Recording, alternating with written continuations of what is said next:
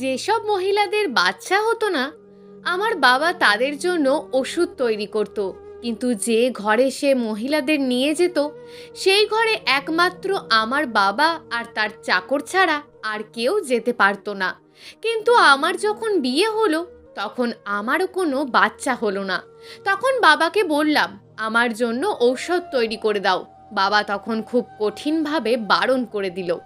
আর একদিন আমি তার চাকরকে বললাম আমায় সাহায্য করতে। তখন সে আমার কাছ থেকে মুখ লুকিয়ে বাবার ঘরে চলে গেল। বাবা যখন তাকে জিজ্ঞেস করলো, তুমি মুখ লুকিয়ে রয়েছো কেন? তখন সে বাবাকে বলল, আমার মুখ খারাপ হয়ে গেছে। তারপরের দিন আমি সেই চাকরের জায়গায় বাবার ঘরে গেলাম। আর এরপর যে ঘটনাটা আমি দেখলাম, সেটা দেখে আমার প্রাণ বেরিয়ে যাওয়ার মতন অবস্থা হয়ে গেল। আমার বাবার নাম আরিফ। আমার বাবা সেই সময়কার সবথেকে লেখাপড়া জানা মানুষ ছিল, যে কিনা ডাক্তার হয়েছিল, কিন্তু তার পড়াশোনা সম্পূর্ণ হয়নি। কারণ তার বাবা অর্থাৎ আমার দাদু হঠাৎ এক দুর্ঘটনায় মারা গিয়েছিল। এরপর থেকে আমার বাবা বাচ্চা না হওয়া মহিলাদের চিকিৎসা করতে লাগলো। এইভাবেই একদিন তার বিয়ে আমার মায়ের সাথে হলো। তারপর আমি এই পৃথিবীতে এলাম। আর এখন আমার বিয়ের বয়স হয়ে গেছে। আমার বাবা ঘরের একটা কামরায় বাচ্চা না হওয়া মহিলাদের চিকিৎসা করত। আর যে মহিলাদের চিকিৎসা করত, তার বাড়িতে বাচ্চা নিশ্চিতভাবেই হতো। বাবা পড়ালেখা করা পুরুষ ছিল, কিন্তু একটা ঘটনা খুব অদ্ভুত লাগতো। আর তা হলো, কেন একটা আলাদা করে ঘর বানিয়ে রেখেছিল, যেখানে যেসব মহিলাদের চিকিৎসা করত। আমার 17 বছর বয়স হয়ে গেছিল, কিন্তু তখনও পর্যন্ত ঘরটা খুলে দেখিনি ঘরটার ভিতরে কি আছে। ওখানে শুধুমাত্র আমার বাবা আর তার চাকর যেতে পারত। তার বয়স আমার বাবার মতোই ছিল। সে আমার মায়ের সুখ দুঃখের সাথী ছিল। কিন্তু একটা ঘটনা অদ্ভুত ছিল। সেটা হলো যে মাঝে মধ্যেই সেই ঘরটা থেকে চিৎকারের আওয়াজ আসতো। আওয়াজ শুনে যেন মনে হতো কোনো মহিলার সন্তান হচ্ছে। কিন্তু এখানে তো মহিলার কোনো সন্তান জন্ম হতো না। তাহলে চেঁচানোর আওয়াজ কেন আসতো? আমি ঘরে যাওয়ার অনেক চেষ্টা করেছিলাম, কিন্তু আমার বাবা কখনোই আমাকে ওই ঘরের ভিতরে নিয়ে যায়নি। আর ওই ঘরের মধ্যে আমার মাকেও কখনো নিয়ে যেত না। আমাদের প্রচুর টাকা ছিল, কারণ বাবা একজন পেশেন্ট দেখতো আর অনেক টাকা নিত। যখন পেশেন্টরা জানতো যে তাদের সমস্যার সমাধান হয়ে গেছে, তখন তারা নিজে থেকেই কাপড়, মিষ্টি এবং প্রচুর টাকা আমাদের বাড়িতে দিয়ে যেত। যখন আমার বয়স 20 হলো, তখন বাবা আমার জন্য একটা সম্বন্ধ নিয়ে এলো এবং তার সাথেই বিয়ে দিয়ে দিল। আমাদের খুব সুখে শান্তিতেই জীবন কাটতে লাগলো। কিন্তু আমি জানতাম না তারা কি এমন চিকিৎসা করত, যার জন্য এত এত টাকা আমাদেরকে তারা দিয়ে যেত। আমার বাবা একটা বড় মেশিন কিনে নিয়েছিল। দেখে অনেক দামিও মনে হচ্ছিল। এটা বাবার সেই ঘরটির সামনে রাখা ছিল, কেননা ওটাকে ঘরে ভরার জন্য অনেক লোকের প্রয়োজন ছিল। আমি বাবাকে জিজ্ঞেস করলাম, বাবা এটা কি মেশিন? বাবা বলেছিল, এটা মেডিকেল ডাক্তারদের একটা বড় মেশিন। আমি বাবাকে জিজ্ঞেস করলাম, তুমি এই মেশিন দিয়ে কি করবে? তুমি তো চিকিৎসা করো, অপারেশন তো করো না। তখন বাবা বলল, এই মেশিনটা আমার ভীষণ দরকার, কারণ এটা পেলে আমার চিকিৎসাটা আরো দ্রুত গতিতে করতে পারবো। তারপর একদিন জানতে পারলাম আমার শ্বশুর বাড়ির এক আত্মীয়র বাচ্চা হচ্ছে না। তখন তাকে বললাম, আমার বাবা সবার চিকিৎসা করে, তো তোমারও চিকিৎসা করে দেবে। কিন্তু আমার বাবার চিকিৎসার খরচ অনেক বেশি ছিল, আর সে আমার শ্বশুরবাড়ির লোক ছিল। তাই তার কাছ থেকে টাকা নেওয়াটা আমার কাছে অসম্মানজনক মনে হচ্ছিল। আমি বাবাকে গিয়ে বললাম যাতে আমার আত্মীয়র চিকিৎসাটা ফ্রিতে করে দেয়। তখন আমার বাবা বলল, তুমি কি পাগল হয়ে গেছো? তুমি জানো এই চিকিৎসা করতে কত টাকার প্রয়োজন হয়? আমি তখন বাবাকে রিকোয়েস্ট করেছিলাম যে ওটা তো আমার শ্বশুরবাড়ির লোক, তুমি ওর চিকিৎসাটা ফ্রিতে করে দাও। এখানে আমার মান সম্মানের ব্যাপার আছে।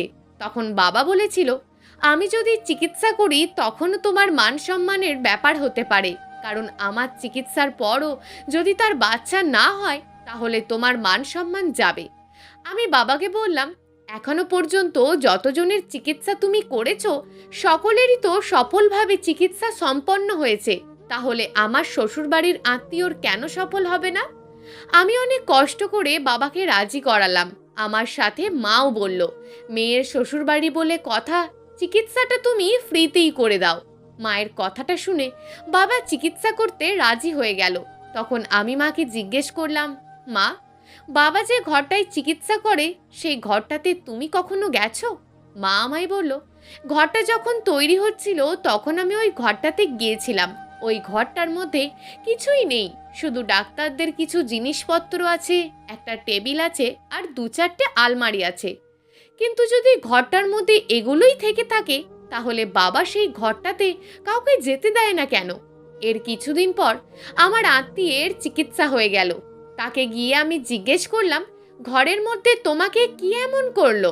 সে আমায় বলল, আমায় ঘরের ডাইনিংয়ে বসিয়ে রাখলো এবং 2-1টা টেস্ট করে কিছু ওষুধ দিয়ে বলল, এগুলো খাও, তারপর যদি তোমার বাচ্চা হয় হবে, না হলে এর কোনো চিকিৎসা নেই। আমি ভীষণ অবাক হয়ে গেলাম। আমার বাবা সারা দুনিয়ার লোকের চিকিৎসা করে আর আমার আত্মীয়ের বেলায় এমন কথা বলছে। কারণ আমার বাবা তো সকলকেই বলে যে আমি চিকিৎসা করব আর বাচ্চা হবে না, এটা কখনো সম্ভব নয়। তবেই তো আমার বাবার কাছে লক্ষ লক্ষ টাকা খরচ করে লোকেরা চিকিৎসা করাতে আসতো। তারপর আমি ভাবলাম হয়তো যা ওষুধ দিয়েছে এতেই বাচ্চা হয়ে যাবে। কিন্তু আমি লক্ষ্য করলাম যে সব ওষুধ খাওয়ার পরও আমার আত্মীয়র বাচ্চা হলো না। তখন আমার আত্মীয় আমায় এসে বলল, আমার তো কোনো লাভই হলো না চিকিৎসা করে, কিন্তু তোমার বাবা খুব ভালো মানুষ, সে আমায় বলেছে ভগবান যখন চাইবে তোমার বাচ্চা ঠিকই হয়ে যাবে। বিয়ের কিছুদিন গেলেই বাচ্চা না হলে লোকেরা নানান কথা বলতে শুরু করে দেয়। আমিও এসব ভেবে চিন্তায় পড়ে গেলাম, কারণ আমারও বিয়ে হয়েছে 1 বছরেরও বেশি হয়ে গেল, কিন্তু লক্ষ্য করলাম আমারও বাচ্চা হচ্ছিল না। ধীরে ধীরে আমাকেও আশেপাশের লোকেরা জিজ্ঞেস করতে লাগলো যে তোর বাচ্চা কবে হবে, শুভ খবরটা কবে শোনাতে পারবো। আমি এসব লোকেদের কথায় ভীষণ চিন্তায় পড়ে গেলাম। এসব কথা শুনে আমি কাউকে কিছু না বলে ডাক্তারের কাছে চেক আপ করানোর জন্য চলে গেলাম।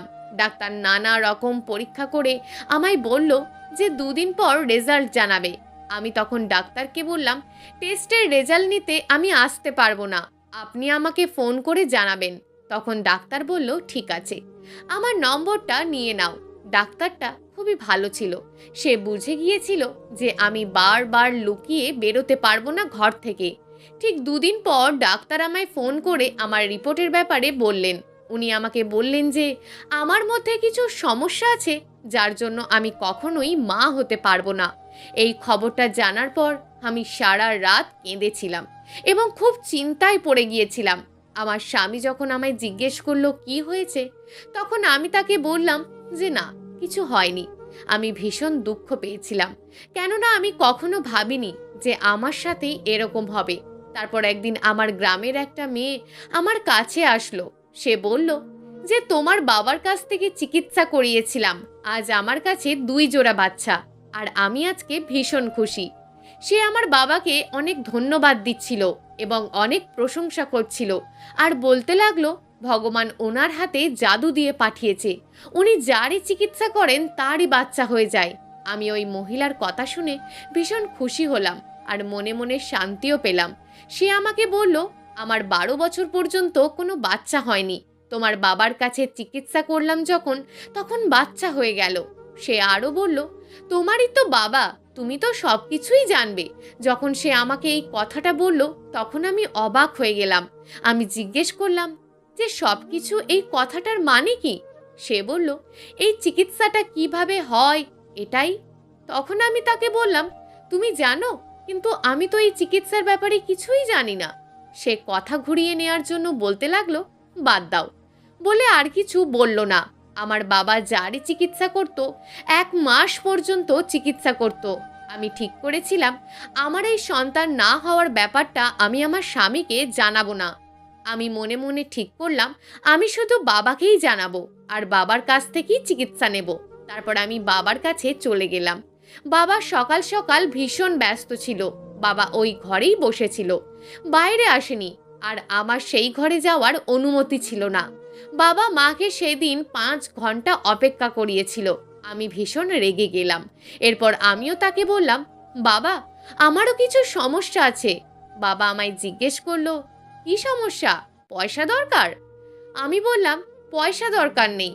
এরপর বাবাকে বললাম যে আমাকে ডাক্তার কি বলেছিল এবং সেই সমস্ত রিপোর্টগুলো তাকে বললাম, যেগুলো ডাক্তার আমাকে ফোনে বলেছিল। তখন মা আমাকে বলল, ডাক্তার তো তোকে ঠিকই বলেছে, তোর রিপোর্টগুলো দেখে তো তাই মনে হচ্ছে। তখন বাবা বলে উঠল, সে এখন কি করা যায়, এটা তো খুব বড় সমস্যা। তখন আমি বাবাকে বললাম, কেন, তোমার জন্য তো এটা কোনো সমস্যা হওয়ারই কথা নয়, তুমি তো আমার চিকিৎসা করো।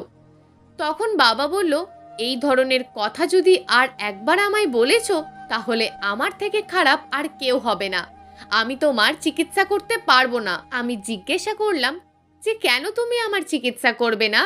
আমি কান্না করতে লাগলাম। ঠিক তখন আমার মাও সেখানে পৌঁছে গিয়েছিল। মা আমায় জিজ্ঞেস করলো, তুমি কেন কান্নাকাটি করছো?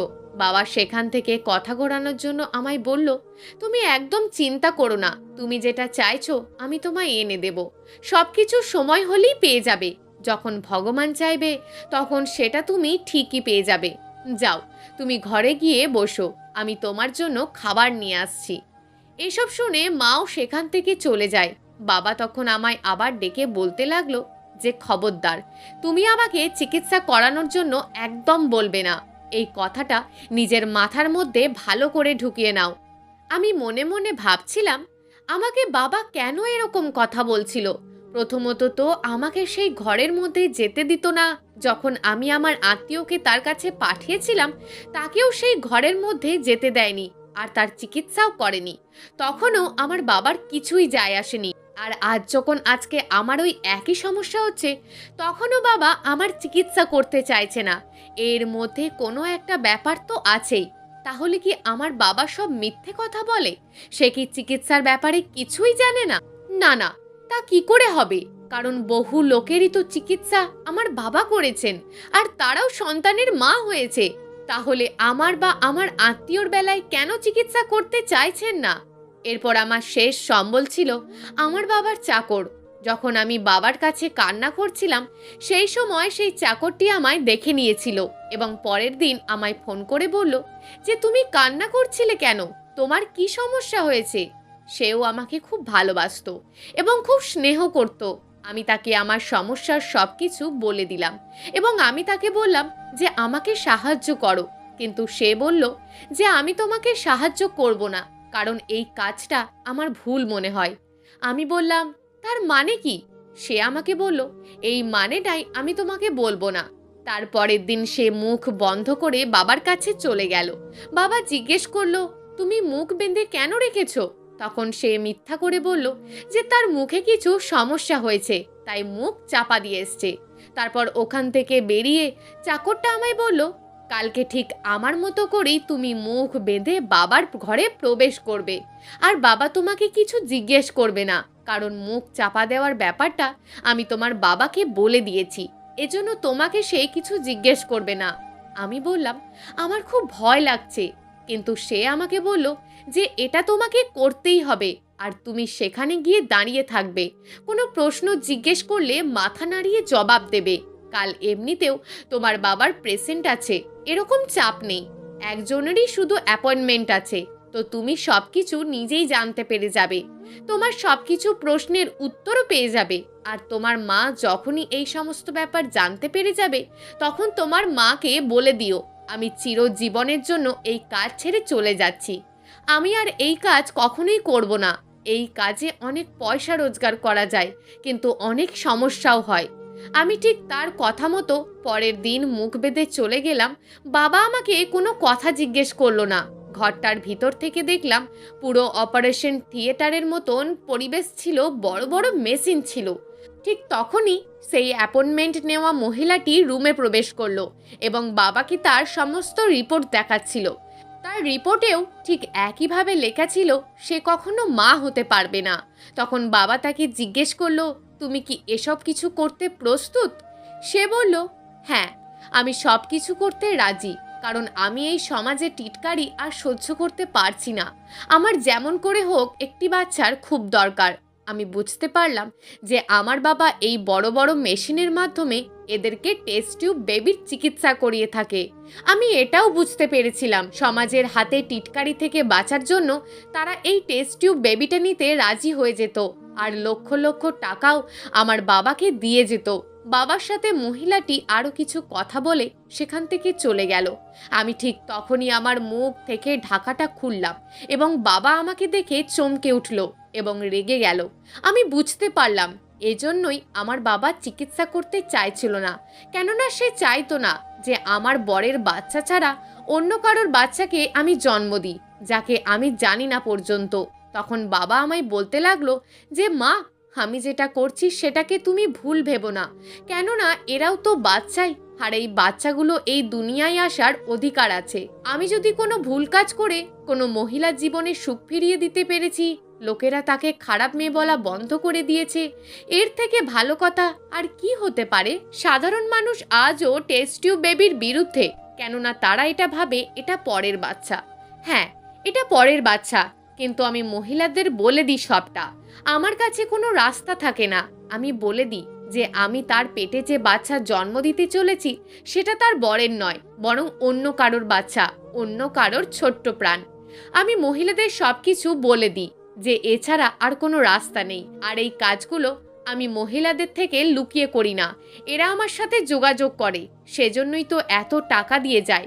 আর আমি এই সমস্ত কাজ তোমার সাথে করতে পারবো না।